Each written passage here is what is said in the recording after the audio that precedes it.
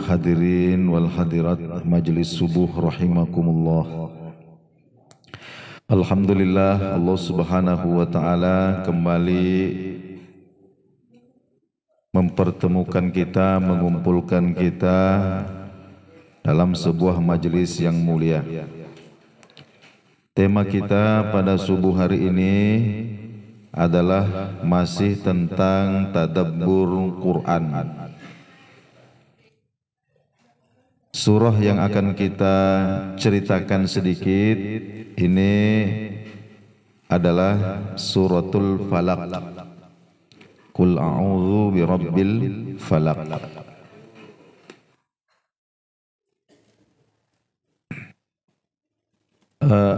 Tema besar yang diusung oleh surah ini adalah mengajarkan kepada kita hamba-hamba Allah subhanahu wa ta'ala ini untuk membentengi diri kita dari bahaya-bahaya yang tampak dan tidak tampak, yang mana bahaya tersebut berasal dari luar diri kita. Surah ini turun, ya, diceritakan di dalam Sahih Bukhari, hadis riwayat Sayyidah Aisyah, bahwa ada seorang laki-laki Yahudi yang bernama Lubaid bin A'sam beserta dengan anak-anak perempuannya yang berprofesi sebagai penyihir. Jadi dulu itu profesi penyihir itu terang-terangan. Jadi para penyihir itu buka praktek. Lalu kemudian orang-orang Yahudi yang dengki kepada baginda Nabi Sallallahu Alaihi Wasallam ketika ada di Madinah, ini kemudian mendatangi Lubaid bin A'sam ini, lalu meminta supaya Lubaid dan putri-putrinya ini menyihir baginda Nabi Sallallahu Alaihi Wasallam. Nah, media yang digunakan itu adalah pelepah kurma, ya, yang diikat dengan beberapa helai rambut Nabi, ya, yang rontok ketika bersisir. Jadi itu medianya yang digunakan itu rambut. Sehingga kemudian dan ini kemudian ya biiznillah, dengan izin Allah subhanahu wa ta'ala, sihir yang dilakukan oleh Lubaid bin A'sam ini ada pengaruhnya kepada baginda Nabi Sallallahu Alaihi Wasallam. Diceritakan di dalam hadis itu bahwa beliau ini merasa seakan-akan dibelenggu dan merasakan sesak, ya. Sampai kemudian Jibril, malaikat Jibril turun membawa dua surah. Yang pertama adalah Qul a'udzu birabbil falaq. Kemudian yang kedua adalah Qul a'udzu birabbin nas. Inilah yang kemudian nanti disebut sebagai al-mu'awwadzatain. Artinya dua surah yang dijadikan sebagai perlindungan. Itu kira-kira asbabun nusulnya. Ya, meskipun ini seringkali ditanyakan bagaimana bisa seorang nabi ini terkena sihir. Bagaimana bisa seorang nabi terkena sihir? Nah, di antara hikmahnya itu sebenarnya adalah ya, baginda Nabi Sallallahu Alaihi Wasallam Allah izinkan untuk terkena sihir, lalu kemudian Allah ajarkan kepada beliau bagaimana cara mengobati, bagaimana cara membuat perlindungan, sehingga kemudian menjadi ilmu bagi kita umatnya, supaya kita mengetahui, oh ternyata seperti inilah cara baginda Nabi Sallallahu Alaihi Wasallam ketika kemudian terkena gangguan-gangguan, ya. Baik, hadirin hadirat yang dimuliakan Allah Subhanahu wa ta'ala. Itu tadi tentang sebab diturunkannya surah ini. Kemudian yang kedua, apa keutamaan surah ini? Yang pertama, mari kita dengarkan sebuah hadis dari Ibnu Abbas. Baginda Sallallahu Alaihi Wasallam mengatakan kepada Ibnu Abbas, Ya bena Abbasin, wahai Ibnu Abbas, ala adulluka bi afdali ma yata'awwadhu bihil muta'awwidhun. Maukah engkau aku tunjukkan sebaik-baik perlindungan yang digunakan oleh orang yang meminta perlindungan kepada Allah? Maka kemudian Ibnu Abbas mengatakan, bala ya Rasulullah, saya ingin ya Rasulullah. Lalu kemudian qala, baginda Nabi bersabda, qul a'udzu birabbil falaq wa qul a'udzu birabbin nas, hatainis surataini. Yang pertama adalah qul a'udzu birabbil falaq, yang kedua qul a'udzu birabbin nas. Inilah dua surah sebaik-baik digunakan oleh orang yang meminta perlindungan kepada Allah Subhanahu wa taala. Kemudian dalam hadis yang kedua disebutkan dari Sayyidah Aisyah, anna Nabiy sallallahu alaihi wasallam idza awa ila firashihi kullalailah. Baginda Nabi sallallahu alaihi wasallam pada setiap malam ketika hendak tidur, jama'a kaffaihi, maka beliau mengumpulkan dua telapak tangannya. Mengumpulkan dua telapak tangannya. Seperti ini. Jadi mengumpulkan dua telapak tangannya seperti ini. Setelah itu kemudian thumma nafatha fihima. Ya, kemudian beliau meniupkan. Ya, meniup. Nafatha itu tiupan yang bercampur dengan air ludah sedikit. Nah, itu nafatha. Tiupan yang bercampur dengan air ludah sedikit. Nah, kemudian faqara'a fihima qul huwallahu ahad. Lalu kemudian beliau membaca yang pertama adalah qul huwallahu ahad. Kemudian yang kedua qul a'udzu birabbil falaq. Kemudian yang ketiga qul a'udzu birabbin nas.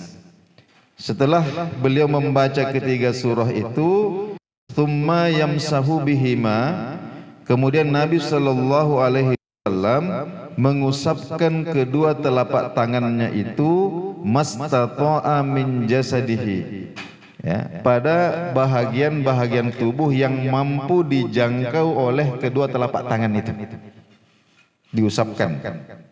Yabda'u bihima ala ra'sihi wa wajhihi. Beliau memulai usapannya itu dari kepala kemudian wajah, setelah itu kepada seluruh bahagian-bahagian tubuh yang mampu dijangkau oleh kedua tangan beliau. Aludzalika thalatha marratin. Beliau mengulangi itu sebanyak 3 kali. Setelah itu baru kemudian beliau tidur. Nah, seperti itulah kira-kira caranya kita mempraktekkan bagaimana kita berta'awuz, berlindung kepada Allah Subhanahu wa taala dengan menggunakan al-mu'awwazatain ini. Nah, sekarang hadirin dimuliakan, khusus untuk qul a'udzu birabbil falaq, mari kita dengarkan sedikit tentang penjelasannya. Jadi keutamaannya sudah kita ketahui, sebab diturunkannya ayat juga sudah kita ketahui. Sekarang kita masuk pada tafsir singkatnya. Bismillahirrahmanirrahim. Qul a'udzu birabbil falaq. Qul, katakanlah wahai Nabi, katakanlah wahai Muhammad sallallahu alaihi wasallam, a'udzu, saya meminta perlindungan, billahi, kepada Allah. Siapa Allah itu? Rabbil falaqi, Tuhan yang menguasai waktu subuh. Jadi al-falaq di sini maknanya adalah fajar shadiq, waktu subuh. Ya. Nah, hadirin dengan Allah Subhanahu wa taala, kita ketahui bahwa fajar itu adalah cahaya yang membelah gelapnya malam. Jadi cahaya yang membelah gelapnya malam. Lalu kemudian semakin terang cahaya itu, maka malam ini kemudian akan semakin hilang sampai kemudian terbit pagi. Jadi seakan-akan ulama kita menjelaskan bahwa gangguan-gangguan yang berasal dari luar diri manusia, baik yang tampak mata atau tidak tampak mata, ini digambarkan seperti gelapnya malam. Gelapnya malam. Kita kalau gelap, mati lampu, malam, maka rata-rata kita ini merasa gelisah, merasa gerah, tidak nyaman perasaan kita. Nah, jadi seakan-akan kemudian ketika Allah Subhanahu wa Ta'ala kemudian menerbitkan fajarnya, maka seakan-akan kemudian Allah ingin mengatakan kepada kita bahwa jika kalian diselimuti oleh kegelapan, kesedihan, kegelisahan, kegalauan yang menyebabkan kalian bersusah hati, dada kalian menjadi sempit, maka mintalah perlindungan kepada Tuhannya subuh. Yang mana kemudian ketika Allah Subhanahu wa Ta'ala memberikan pertolongan kepada kita, maka pertolongannya itu diibaratkan bagaikan cahaya yang menyibak semua kegelapan-kegelapan itu. Ini namanya birabbil falaq. Kemudian kita meminta perlindungan kepada Allah Subhanahu wa Ta'ala dari apa? Secara umum Allah sebutkan min syarri ma khalaqa. Qul a'udzu birabbil falaq min syarri ma khalaq. Dari keburukan makhluk-makhluk Allah Subhanahu wa Ta'ala. Jadi bukan dari makhluknya, tapi dari keburukan-keburukan yang berasal dari semua makhluk-makhluk Allah Subhanahu wa Ta'ala.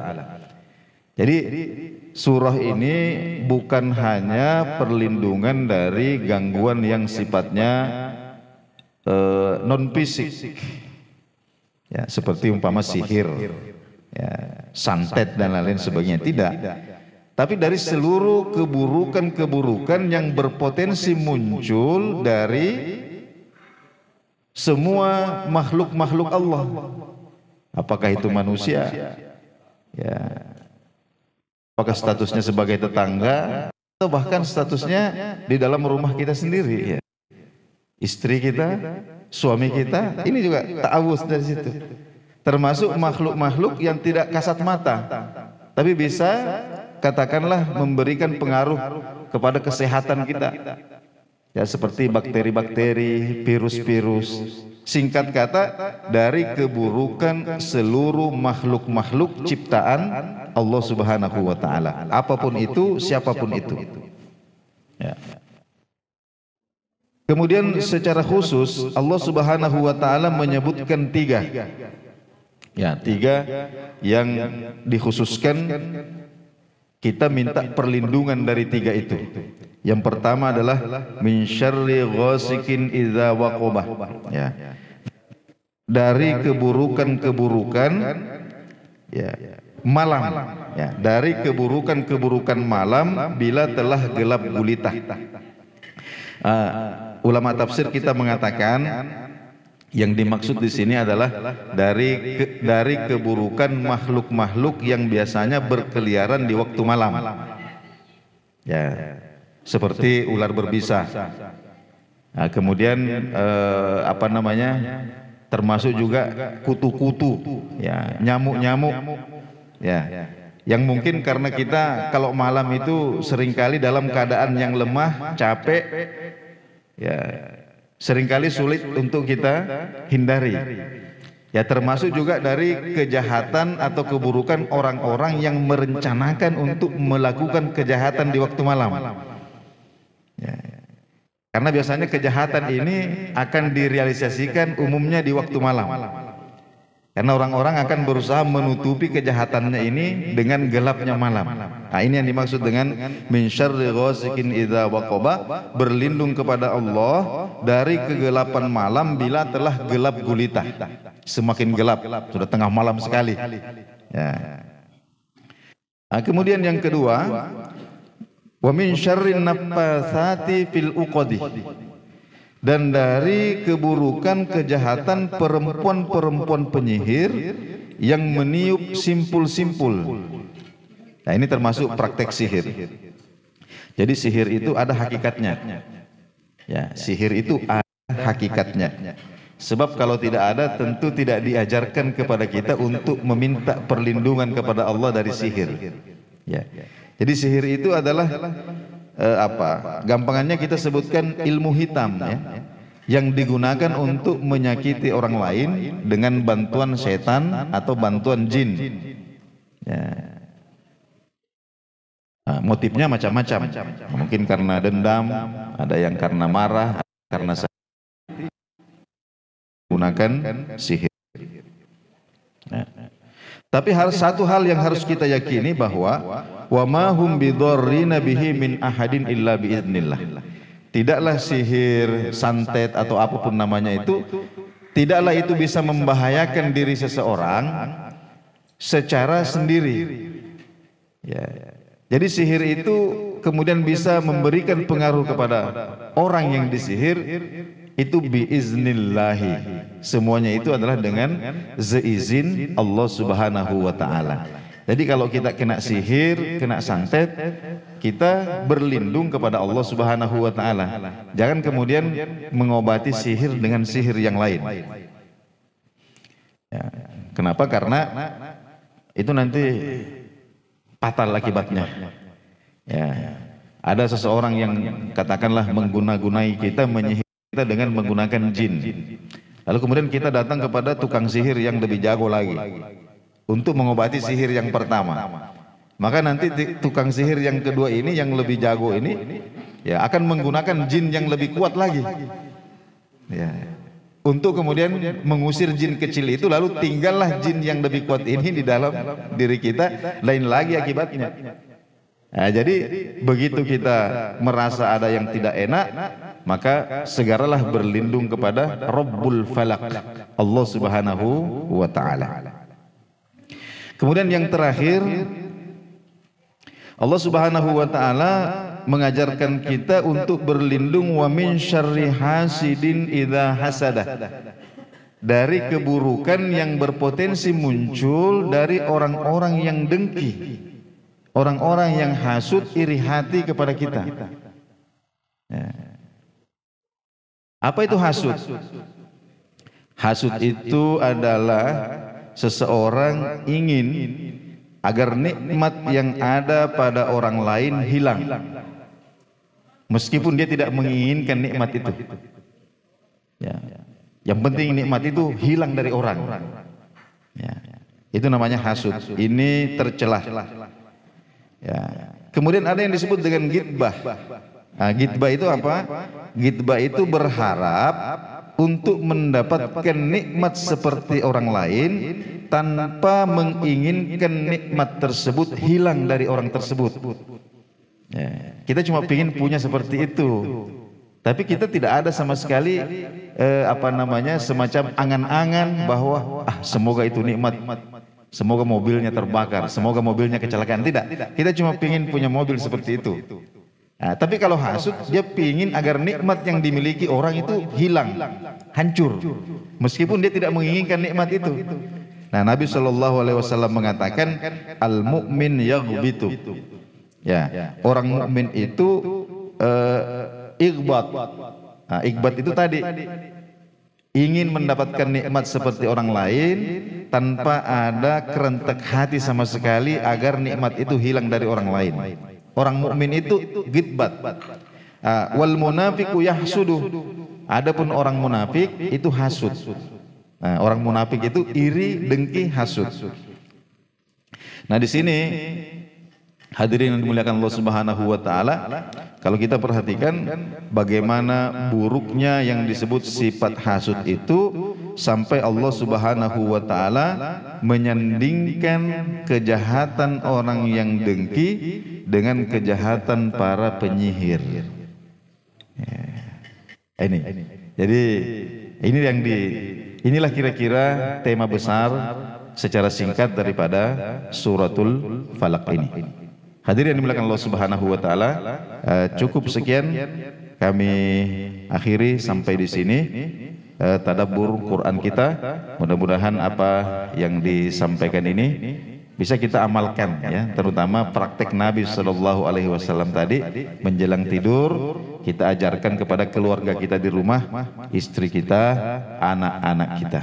Mudah-mudahan Allah Subhanahu Wa Taala memberkahi pertemuan kita ini. Saya serahkan kembali. Alhamdulillah kita sudah mendengarkan begitu banyak hikmah tadabbur Al-Quran. Semoga ini kita bisa amalkan dalam kehidupan kita. Selanjutnya kita